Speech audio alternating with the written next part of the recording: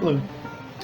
So in this video we're going to talk about Field Trips with Exceptional People, a flash fiction collection by my friend and colleague here at Penn State, Andrew Bode-Lang. So flash fiction, for those of you who aren't familiar with this term, is basically, it's a sort of ill-defined term for very, very short stories.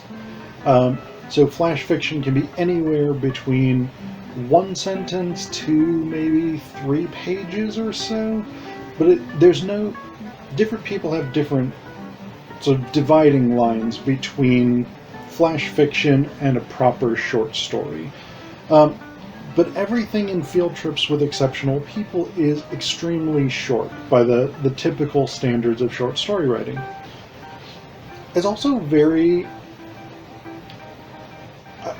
I want to say formulaic, but not in the sense of like boring and predictable. Each story has the same kind of central premise, which is some sort of maybe banal or everyday activity that the author imagines doing with some famous person.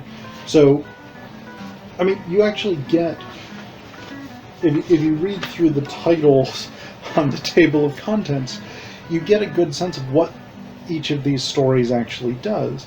We've got Flying with Mr. Rogers, Riding in a Mining Elevator with Frank Sinatra, Traveling by Hot Air Balloon with Robert Downey Jr., Grocery Shopping with Helen Mirren, Skeet Shooting with Hugh Hefner, Backpacking with Ahmet Erdogan, Rock Climbing with George W. Bush, Riding a Water Slide with Carl Reiner, Record Shopping with Arnold Palmer, Flying on an Airbus A320 with Milt Jackson, Baking Scones with George Clooney, and Washing Skyscraper Windows with Janet Reno. So from these titles, I mean, you can tell what the situation is and then who the characters are. It's the speaker of the short stories, the speaker of the flash fiction, and whoever the famous person in the title is. So it's a really interesting premise for a collection, and then it's interesting because some of the stories have more distinct sense of that that famous person's personality, and some really just sort of treat them like everyday people, which is a really interesting conceit and a really interesting approach. So I want to read you just a couple of these so you can get a sense of what these stories do. And again, some of these are very, very short. I'm going to read you the shortest one, but I'm also going to read you a sort of medium length one, which is this one, Flying with Mr. Rogers.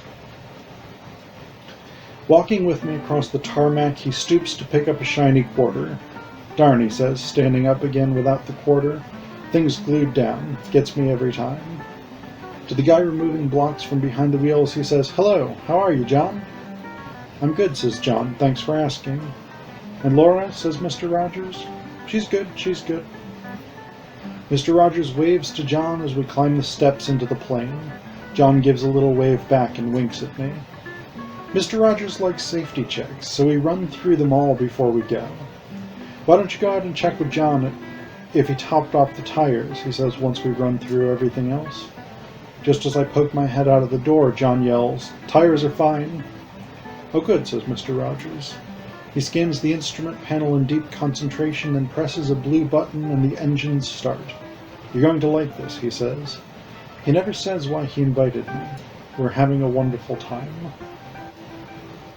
So again, these are these very sort of seemingly simple stories, but the way that the characters are constructed through their interactions with the world and even through their interactions with the speaker of the stories are actually really, really clever.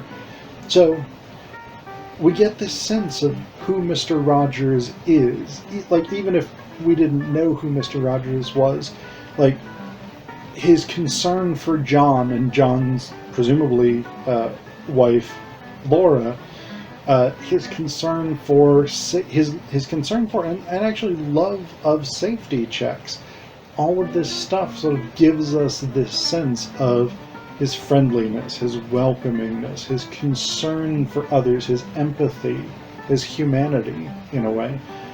And again, none of that is sort of told to us. Like, we're not told that he's friendly and empathetic and things like this. It's constructed through the details of the story. And that's actually one of the things I find really, really fascinating and really, really endearing about flash fiction. I mean, because short stories in general, anyone who's ever written short stories or taken a class on writing short stories knows that you have a very, very spare economy. You don't get a lot of words, and so you cut out what's called exposition, which is background details and explanations of things. And again, because we've got so little material here, I mean, this one, on this size page, this is about 2/3 of a page, so it's really not very many words at all. And yet it gives us this story that answers a lot of our questions, but also, interestingly, raises questions that don't get answered. Like the second to last line, he never says why he invited me.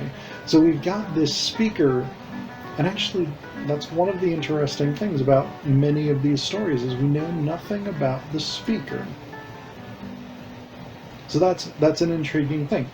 And here, and again, this is the first short story in this collection. Near the very end of this story, he never says why he invited me. So we have this sort of open mystery of who the speaker of these stories is, which is actually a really interesting technique as well. Now I want to read you one more. Probably my favorite one, just because it's pithy. This is Rock Climbing with George W. Bush. Get this, he falls, and I have to go the rest of the way up all by myself. I mean, that's flash fiction for you. That is a one-sentence story, but again, it's so brilliant because we get that George W. Bush sense. We get that sense of this guy is a goof. And I mean, he's a war criminal as well. So I don't want to minimize how bad George W. Bush was as president and stuff like this. But again, he had that sort of,